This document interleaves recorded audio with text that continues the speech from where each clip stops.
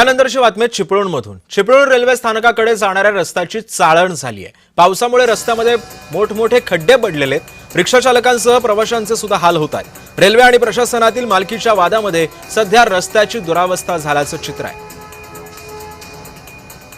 याचाच आढावा घेत आणि रिक्षा चालकांशी बातचीत केली आमचे प्रतिनिधी योगेश बांडागळे यांनी। काय सांगाल, किती वर्षापासूनचा हा प्रश्न आहे? गेली 8-9 वर्ष हा विषय चालूच आहे।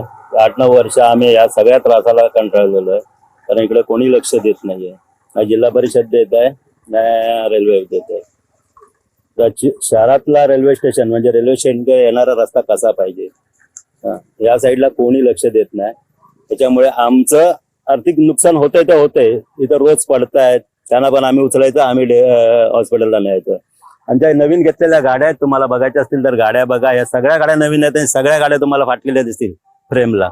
आम्ही जो धंदा करतो त्याच्यातल्या 50% जास्त आम्ही मेंटेनन्सला दवडतो। त्याच्यामध्ये आमचा गाडीचा हप्ता आहे, ते बँकेचे हप्ते भरायचे, गाडीचा मेंटेनन्स करायचं काय करायचं। लेडीज पडलेल्या आहेत, लहान मुलं पडलेले आहेत, तिथं बाईकवरनं असे मोठमोठे वयस्कर माणसं पडलेले आहेत। त्यांना आम्हीच उचललेले आहेत, आम्ही पुढे साईडला ठेवले, त्यांना परत हॉस्पिटल त्यांना दवाखान्यात वगैरे अशी नेलेली वगैरे आहेत। असं भरपूर केलेलं असं, पण इकडे कोणी लक्ष देत नाही। बरं, चिपळूण रेल्वे स्टेशनकडे शहरातून जाणारा जो रस्ता आहे त्याची दुरावस्था झालेली आहे। रिक्षा चालक संतप्त आहेत।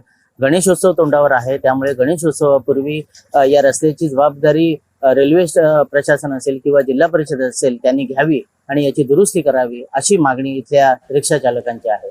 योगेश बांडागळे, जय महाराष्ट्र, रत्नागिरी।